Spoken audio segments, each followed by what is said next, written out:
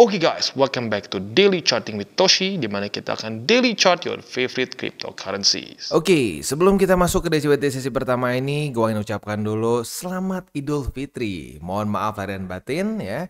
Semoga bagi kalian yang sekarang sedang pulang kampung bisa aman semua di perjalanan. Di sana juga silaturahminya bisa baik dan bisa kembali lagi ke kotanya masing-masing dengan selamat. Hati-hati ya, jangan dipaksakan. Kalau misalkan capek ya istirahat dulu ya.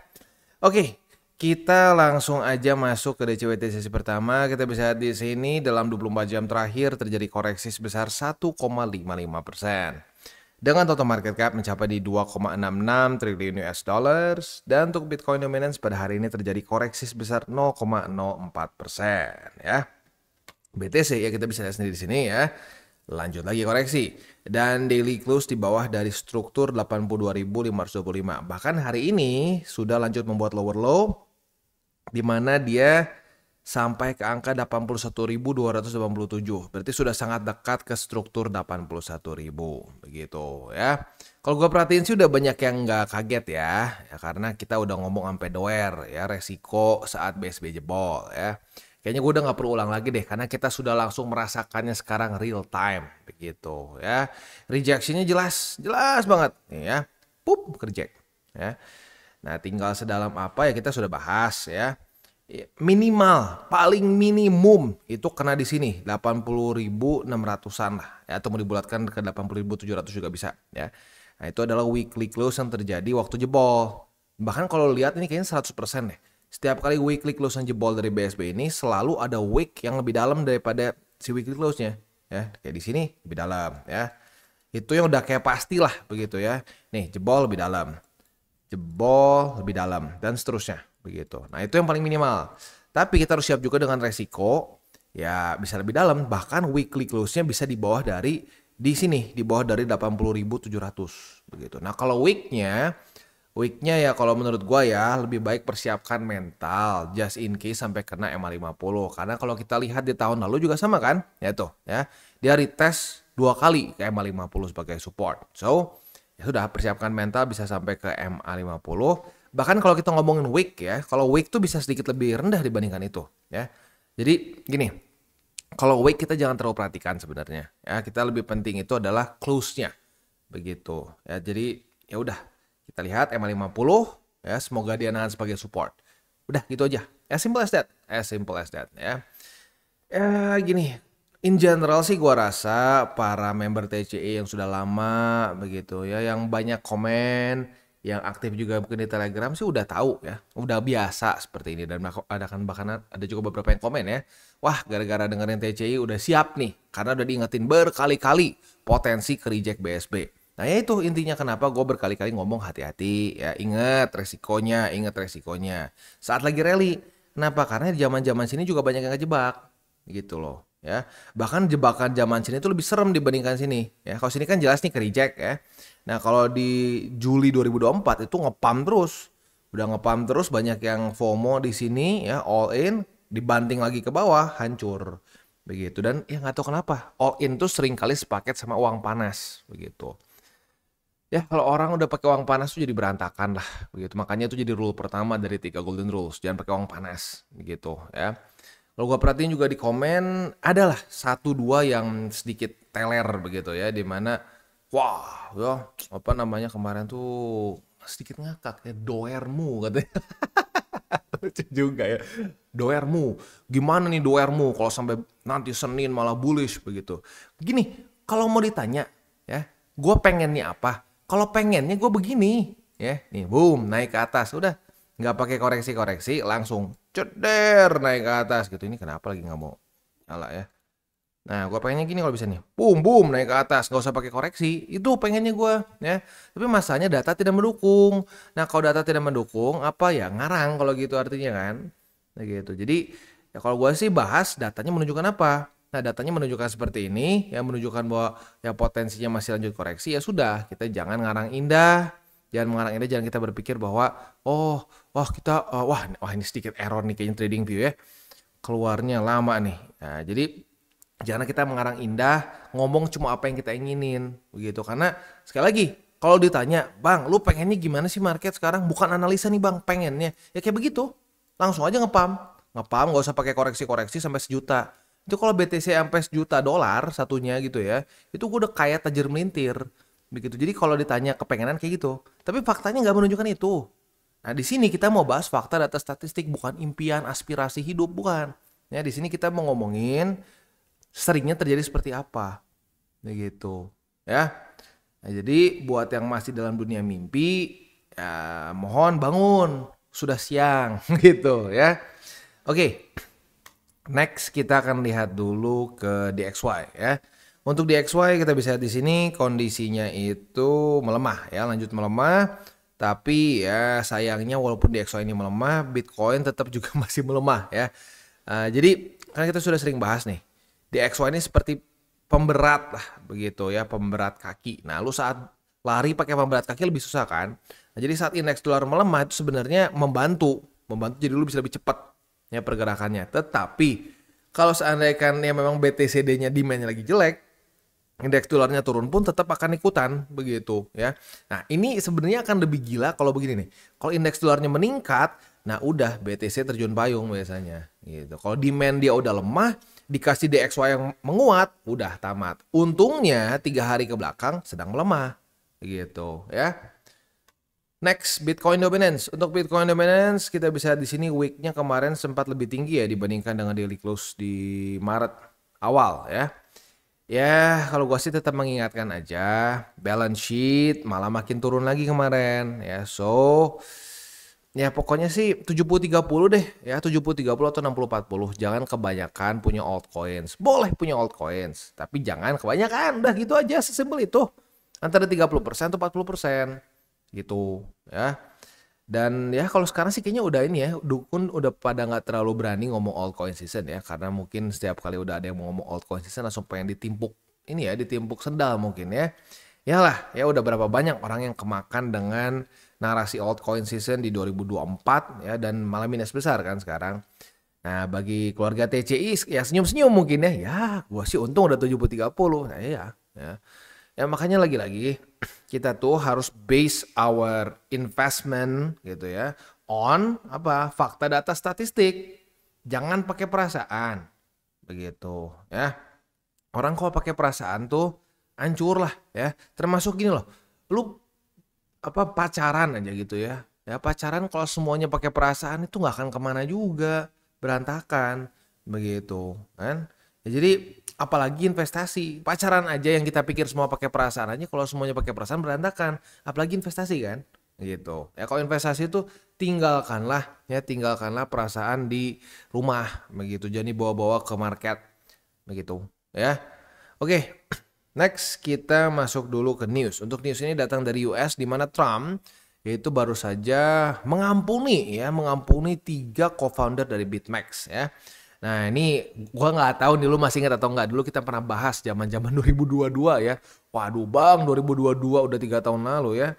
Nah jadi si 3 orang ini, si Arthur Hayes, Benjamin Dello sama si Samuel Reed ini kena urusan money laundering. Ya money laundering dan juga kalau nggak salah hukum perbankan apa gitu ya. Nah jadi ya sekarang tiba-tiba masih Trump diberikan ampun begitu ya. Dan ini bukan cuma si BitMEX ini, jadi beberapa lagi orang yang diberikan ampun juga masih Trump nih. Apakah ini adalah pergerakan Trump untuk lebih bisa punya favor terhadap orang-orang yang ada di kripto gitu, yang mungkin dalam industri kripto? Maybe ya. Jadi ini pergerakan si Trump, pergerakan US in general gitu, lo bisa lihat sendiri ya. Kemarin kita udah bahas beberapa state dari US ya, negara bagian di US yang sudah mengesahkan Bitcoin Reserve Law begitu ya, di mana mereka sekarang bisa mulai membeli BTC begitu. Nah, ini semua terjadi di masa-masa market drop karena tarif si Trump begitu. Gue bukannya mau ngomong ini pasti ya, gue bukan mau ngomong bahwa wah Trump sengaja manipulasi, udah gitu nanti Amrik jadi bisa masuk nih ke kripto. Gue bukan bilang seperti itu. Tetapi timingnya aneh sekali kan, ya. Si Trump main-main tarif, market ngedrop, tiba-tiba semua di US berita-berita bullish keluar terus tuh, ya. Perbankan mereka sekarang udah bisa nge-hold juga BTC. Lalu ya lu bisa lihat juga di sini ya beberapa co-founders dari ya crypto industry yang mungkin sebelumnya kena masalah diberikan pardon begitu. Lalu juga ya strategic research yang tadi kita sudah bahas dan banyak lagi begitu. Jadi kayak timingnya too good to be true untuk menjadi suatu coincidence begitu. Ya tapi baik lagi lah ya.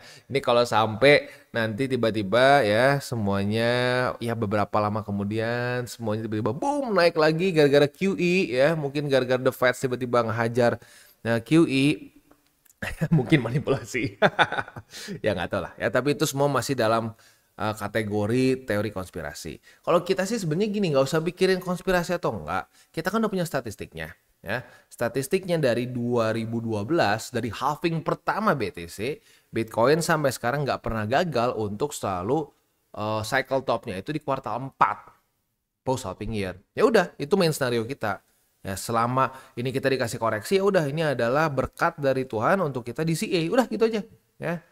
Nah, tapi kalau sampai amit-amit ini pecah pun ya kita udah punya safety belt. Jadi harusnya udah lengkap ya. Keluarga TCI itu harusnya udah nggak stres sama sekali. Kalau yang masih stres mungkin masih baru-baru, masih belum ngerti ya.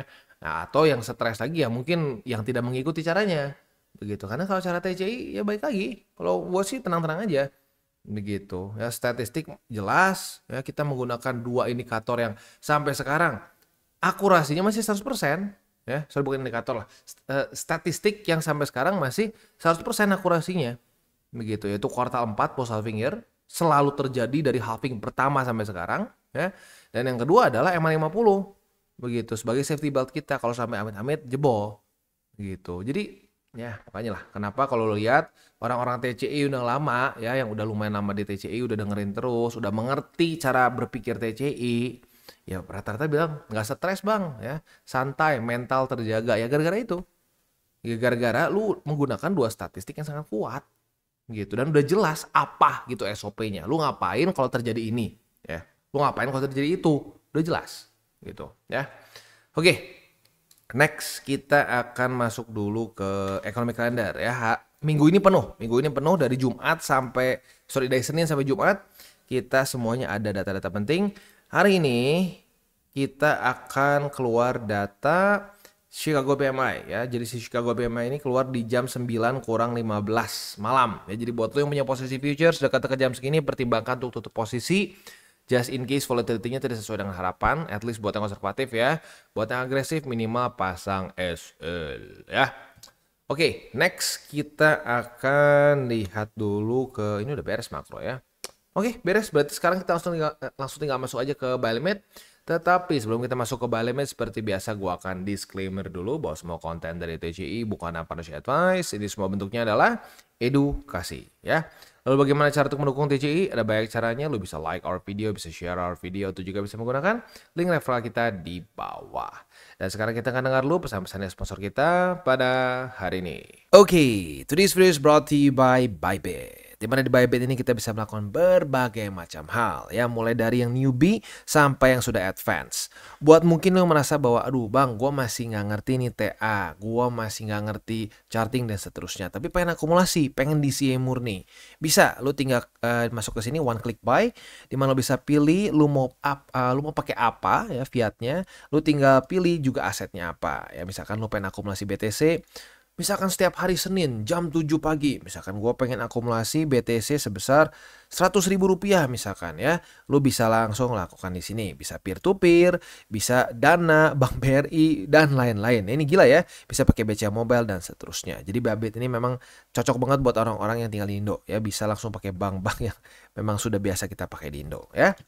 Nah, buat yang intermediate sampai advance juga di sini ada spot, nah, dan juga ada leverage tokens, dan tentu juga ada derivatives trading, di mana kita bisa menggunakan kontrak yang USDT maupun USDC. Jadi di sini lo bisa pakai USDC ya, karena nggak semua exchanger bisa menerima untuk futuresnya pakai USDC ya. Dan tentu juga lo bisa earning bunga juga dari kripto lo dan lain-lain. Dan tentu juga di sini kita bisa melakukan copy trade ya, di mana copy trade dari Bybit ini sudah cukup terkenal ya, dan kita bisa mendapatkan keuntungan juga. First copy trade kita bisa ada protection 100 USDT loss coverage ya, dan seterusnya ya. Jadi buat lo yang tertarik bisa silakan pakai, klik di link referral kita di bawah. Oke, dan kita masuk ke Bitcoin. Untuk Bitcoin kita bisa di sini ya. Sayangnya posisi long kita kena cut loss. Tapi buat lo yang tutup di jam 7 pagi tadi, cut lossnya tipis ya, tipisnya. Waduh, nggak kira-kira lihat nih. Minusnya cuma 0,22%. Nah, buat yang bandel nggak cut loss ya sekarang minusnya lebih dalam ya. Nah, ini pentingnya kita SOP itu jelas dan tetap apa ya disiplin sama SOP-nya. Kita keluar SOP cut loss ya cut loss, SOP TP ya TP. Jangan geser-geser ya. Oke, setup futures berarti belum ada lagi karena jebol ya. So, untuk sekarang posisi spot ada di angka 81.000 lebih 65 USD dan di 78.547 gitu ya. Itu kurang lebih untuk setup futures dan spot di Bitcoin. Next kita masuk ke Ethereum. Untuk Ethereum kita bisa di sini kemarin sudah terjadi retest di resisten dan di support di hari yang sama. Artinya hari ini kita bisa ada dua limit ya, dua buy limit. Sorry, bukan buy limit ya. Maksudnya dua limit untuk short dan long ya. Nah, kita bisa limit long di angka 1773 ya. Apabila terjadi retest kedua kita bisa buka posisi long. Nah, kalau buka posisi long ini dan kena target TP kita di angka 1849,9, kebuka juga posisi short. Nah, posisi shortnya tinggal kita balik saja logikanya di angka 1773 ya. Ya tentunya ini paling ideal kalau seperti ini ya. Dia ngedrop dulu, udah gitu kita bisa ngelong lagi ya, udah ngelong kena target TP kebuka posisi short, turun lagi. Nah, itu paling enak, tapi ya udah, nanti aja kita lihat faktanya seperti apa. Yang penting hari ini kita bisa limit posisi long dan short di Ethereum ya. Nah, untuk posisi spotnya for now Ethereum hanya tinggal tersisa satu aja dulu di angka 1773,7 gitu ya. Oke, nah sebelum kita tutup DCWT sesi pertama ini ya, ada wejangan lah tipis-tipis untuk para newbies ya. Nah, jadi untuk para newbies, mungkin ini buat lo yang baru pertama kali masuk ke kripto, cycle pertama lo dan mungkin ya lo relatif telat masuknya ya, baru masa-masa sekarang masuk 2025, 2024 akhir begitu ya. Nah, lo mungkin merasakan bahwa waduh gila ya kripto itu apa namanya tidak seindah yang kita pikir ya. Iya, bagus. Lu mendingan masuk lagi kayak begitu. Lu masuk lagi masa-masanya kurang enak. Gitu. Jadi lu udah ngerasain dulu gak enaknya. Udah ngerasain dulu pahitnya di kripto. Tidak seenak congornya para dukun. Gitu. Para dukun kan ngomong semua apa ya, semua bull market tuh kayaknya begini-begini aja gampang. Gak usah mikir ya, tinggal beli. Nanti 6 bulan 20 juta jadi 2M katanya begitu kan ya. Nah, sekarang udah dapat 2M belum? Belum kan? Itu ya. Jadi yang seperti ini tuh jarang-jarang ya. Lu lihat sendiri deh ya, jangan percaya gua. Lihat lebih lamaan mana ya konsolidasi gila kayak begini ya. Ini berapa lama nih? Ya ini konsolidasi nih. Konsolidasi yang cenderung bearish lagi ya. Lihat. Berapa lama? Ini makan 232 hari. Itu loh. Sementara nih kita dapat momentum yang kuatnya nih, boom gitu naik ke atas. Ini berapa sih? Berapa lama coba lihat. Nih, cuma 68 hari. Berarti perbandingannya signifikan kan? Antara masa-masa yang exciting dengan masa-masa yang aduh, ini kapan sih naik lagi? Nah, banyaknya begini, serius. Nih, banyaknya begini nih. Masa-masa boring, masa-masa boring, masa-masa boring. Masa-masa yang boring lagi mana? Nih, boring, ya. Mana lagi? Nih, boring. Ini apa nggak boring? Ini boring gila, lihat ya. Malah dikasih harapan, wah kerasa kayak dikasih harapan dibanting lagi, dikasih harapan banting lagi dan seterusnya. Ya, jadi ya untuk para newbies yang sekarang kena masa-masa nggak enak, bagus. Itu modal bahwa biar lu cepet sadar, cryptocurrency market ini bukanlah ATM lu, gitu. Ini bukanlah tempat buat cepetan nih gue butuh duit ya, gue butuh THR, gue butuh ini, anak gue mau sekolah mau apa, gue butuh nih duit dari market. Nggak bisa kayak begitu, ya. Semakin kita nyuruh-nyuruh market ngasih begini ngasih begitu, kita makin digampar sama market. Begitu. Nah, jadi apa? Cara terbaik adalah ya kita bereaksi ya. Bereaksi terhadap market ya. Jangan kita punya dulu pemikiran wah ini harus begini, harus begitu, nggak ada yang harus. Kita cuma bisa punya lihat data-data sebelumnya ya. Nah, data-data sebelumnya ini bisa menjadikan satu patokan ya, bisa menjadikan satu guidance untuk kita bisa menaruh buy limit kita. Nah, buy limit kita udah bahas nih sampai doer tiap hari ya. Nih buy limit. Ada aja yang dulu masih ngomong, dasar TCI cuma nakut-nakutin katanya ya, cuma nakut-nakutin orang, market katanya bakal turun ya. Terus nggak ada solusi. Sekarang gua tanya, turun nggak? Turun. Solusi apa? Gua udah bahas berkali-kali. Solusinya ini DCA ya. Ini garis-garis biru. Gue bukan cuma gue iseng buat kita gambar gitu ya, bikin koala begitu ya, wah gitu ya. Enggak. Ini tuh by limit gitu. Ini tempatnya kita DCA. Ya, terus selain dari itu apa? Gue udah ingetin juga kan solusinya apa? 70-30 ya, jaga resiko ya. Kalau trading futures dipikir dulu leverage-nya, dipikir dulu, jangan asal-asalan. Tapi banyak orang yang ngerasa mungkin bukan nggak banyak lah ya, gue harus fair, nggak banyak. Ada orang yang berpikir itu bukan solusi.